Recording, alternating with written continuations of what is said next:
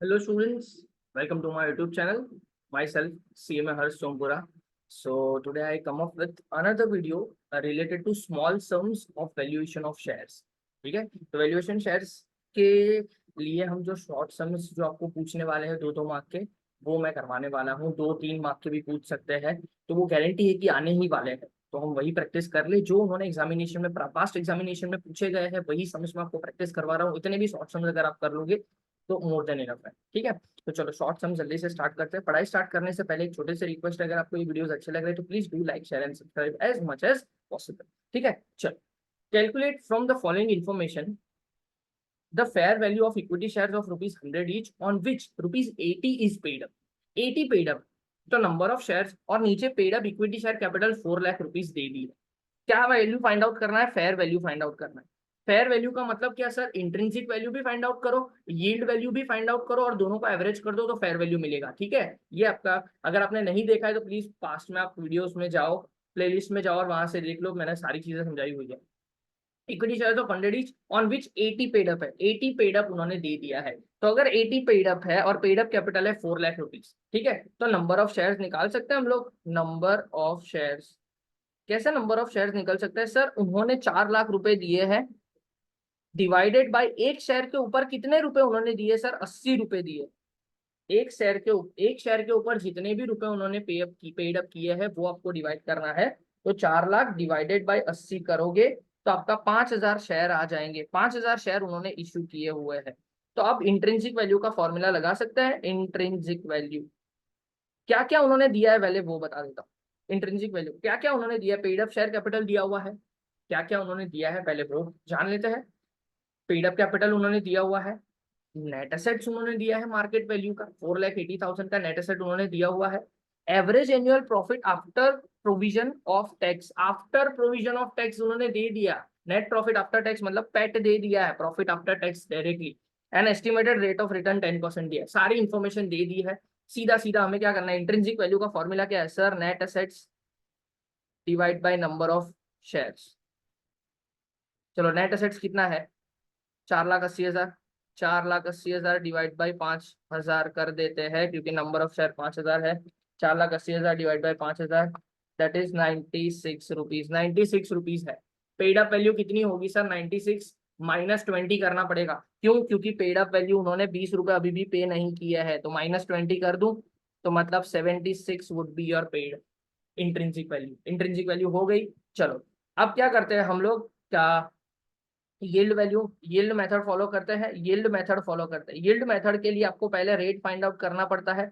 अब रेट तो उन्होंने डायरेक्टली दे दिया, एस्टिमेटेड रेट उन्होंने 10% दिया है। लेकिन हमें रेट डिविडेंड वाला फाइंड आउट करना है, तो वो कौन सा होना चाहिए? Profit after tax. Profit after tax उन्होंने पैट दिया हुआ है 64,000। ये मैं क्यों लिख के बता रहा हूँ ताकि आपको समझ आए। 64,000 दिया है हमेशा प्रॉफिट आफ्टर टैक्स, और वो भी रिजर्व में ट्रांसफर करने के बाद।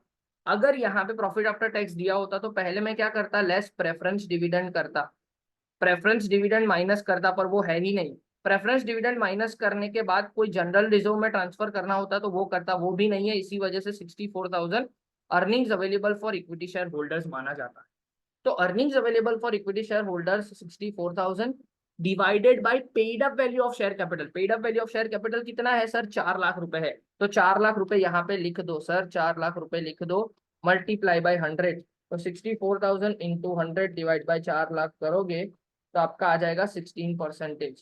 अब आपका कैपिटलाइजेशन का फॉर्मूला है वैल्यू ऑफ शेयर्स कितना हो जाएगा? जो आपका expected rate, rate of dividend आपका आया वो upon possible rate, possible rate मतलब एस्टिमेटेड रेट जो उन्होंने दिया होगा वो, multiply by paid up value. तो 16 हमारा डिविडेंड आया, फिर उन्होंने जो दिया है वो 10%। तो 10 नीचे लिख देते हैं, multiply by paid up value 80 rupees. हमें पता है कि 80 रुपए उन्होंने पे किए हैं। That's it. तो चलो 16 into 80 divided by 10 that would be 128। 128 आ गया। ठीक है, 16 into 80 divided by 10 that would be 128। ठीक है, अब फेयर वैल्यू निकाल लेते हैं। फेयर वैल्यू, फेयर वैल्यू मतलब intrinsic value that is 76 plus 128 divided by 2। 76 plus 128 divided by 2 करेंगे तो 102, 102 रुपये आपकी वैल्यू आ जाएगी फेयर वैल्यू। फेयर वैल्यू के लिए आपको कुछ नहीं है, आप जब एग्जामिनेशन में लिखोगे तब फॉर्मूला लिख देना कि intrinsic value plus yield value upon 2, simple as that. Okay, दोनों की एवरेज लेनी है। तो ये सम खत्म हुआ, अब नेक्स्ट सम पे जाते हैं। चलो, from the following information calculate the value of an equity share. Calculate value of equity share की वैल्यू फाइंड आउट करनी है। The subscribed share capital of the company consists of 1,014% preference shares of 100 each and 20,000 10 equity shares of 10 each. Both are fully paid up. Fully paid up है sir, यहाँ पे थोड़ा ध्यान से देखना। पर सर यहाँ पे प्रेफरेंस शेयर्स भी है और इक्विटी शेयर्स भी है, दोनों चीजें। थोड़ा ध्यान से, थोड़ा ध्यान से। ओके, चलो। The average profit of the company after providing depreciation, but before tax. After providing depreciation, average profit of the company after providing depreciation but before tax. तो अर्निंग बिफोर टैक्स उन्होंने दिया है कितने रुपए सर? 2,50,000 रुपए दिया है। उन्होंने क्या फाइंड आउट करने के लिए बोला है? Calculate the value of share. Value of share जब भी बोले ना तो इन्फॉर्मेशन के हिसाब से हमें कौन सी मेथड लगानी है वो पता चलना चाहिए। तो उन्होंने प्रॉफिट दिया है, प्रॉफिट दिया है मतलब प्रॉफिट वाली मेथड कौन सी है? यील्ड मेथड है। It considered necessary to transfer 12,500 to general reserve before declaring any dividend. कोई डिविडेंड देने के बाद 12,500 रुपए उन्होंने जनरल रिजर्व में ट्रांसफर करने के लिए बोला है। ठीक है। Rate of taxation is 50%। तो पहले अर्निंग बिफोर टैक्स है, उन्होंने बोला है कि normal rate of expected shares is 20%। ठीक है, तो यहाँ से पता तो चल गया मुझे, यहाँ से ये तो पता चल गया कि यहाँ पे मुझे क्या करना है, सीधा सीधा यहाँ से मुझे ये पता चल गया कि मुझे यील्ड मेथड फॉलो करनी है। यील्ड मेथड के लिए मैंने आपको एक फॉर्मेट ही बताया था कि अर्निंग बिफोर टैक्स हो तो उसके अंदर से पहले टैक्स माइनस करो। ठीक है, टैक्स माइनस करो। टैक्स माइनस करने के बाद आएगा profit after tax. Profit after tax में से आपको क्या करना है? सीधा सीधा पहले general reserve, sorry general reserve नहीं, पहले क्या करना है? Any dividend. कोई डिविडेंड मतलब सिंपल सिंपल उन्होंने तो बोल दिया कि कोई डिविडेंड देने से पहले, पर प्रेफरेंस डिविडेंड हमेशा प्रेफरेंस दिया जाता है, इसी वजह से पहले मैं क्या करूंगा? प्रेफरेंस डिविडेंड पहले दूंगा। तो प्रेफरेंस डिविडेंड पहले दे देते हैं, प्रेफरेंस डिविडेंड, प्रेफरेंस डिविडेंड। ठीक है, चलो ना, उन्होंने बोला है कि जनरल रिजर्व, तो पहले मैं जनरल रिजर्व में ट्रांसफर कर देता हूँ, जनरल रिजर्व में। ठीक है, तो चलो पहले टैक्स माइनस कर देते हैं। तो टैक्स कितना है सर?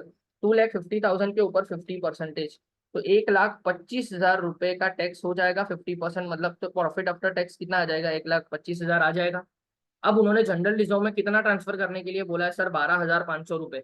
तो जनरल रिजर्व में 12,500 रुपए माइनस कर दूं, 1,25,000, 1,25,000 माइनस 12,500 रुपए, तो 1,12,500।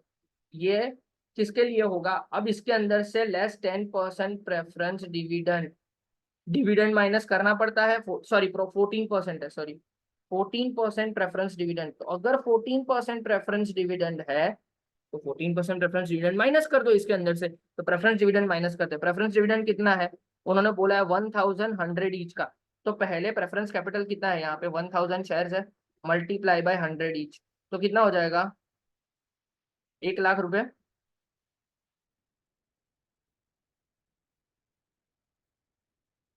1,00,000 रुपए मल्टीप्लाई बाय 14%, तो कितना आ जाएगा सर? 14,000 रुपीज। 14,000 रुपीज का प्रेफरेंस डिविडेंड है, माइनस कर दो 14,000। 1,12,500 में से 14,000 अगर मैं माइनस कर रहा हूँ तो 98,500 रुपीज वुड कम। 98,500 रुपीज आपका आ जाएगा यहाँ पे। 98,500 रुपीज क्या हो जाएगा? Earnings available for equity share holders है। इक्विटी शेयर होल्डर्स के लिए तो rate of dividend find out करें हम लोग। Rate of dividend, rate of dividend में फाइंड आउट करता हूं तो क्या करेंगे हम? जितना प्रॉफिट अवेलेबल है इक्विटी शेयर होल्डर्स के लिए वो लिख देते हैं, divided by paid up capital. Paid up capital कितनी है सर? 20,000 की इक्विटी शेयर है, इक्विटी शेयर 20,000 है और 10 ईच मतलब 2,00,000 रुपए है। तो 2,00,000 रुपए का इक्विटी शेयर कैपिटल है, मल्टीप्लाई बाई 100। तो 98,500 इंटू 100 डिवाइडेड बाई 2,00,000 रुपए, मतलब 98,500 इंटू 100 डिवाइडेड बाई 2,00,000। 49.25% आपका क्या आ जाएगा? 49,025% आपका क्या आ जाएगा? Simple simple rate of dividend आ जाएगा। अब वैल्यू ऑफ शेयर कर सकते हैं। वैल्यू ऑफ शेयर कैसे करेंगे हम लोग? 49.25 जितना आपका परसेंटेज आया रेट ऑफ डिविडेंड वो लिखो, डिवाइडेड बाय एक्सपेक्टेड रेट 20% लिखो, इनटू पेड अप वैल्यू कितनी इक्विटी शेयर की सर? 100 रुपीज है, तो 100% यहाँ पे नहीं लिखते, सीधा 20 ही लिखते। तो 49.25 divided by 20 into 100, that is 246.25 rupees. ये आपका इक्विटी शेयर का वैल्यू होगा। ठीक है, तो ये दो सम किए। वैसे ही आगे जितने भी सम्स होंगे वो मैं फटाफट से आपको देता जाऊंगा, वो आप स्मॉल सम्स करके ही जाना।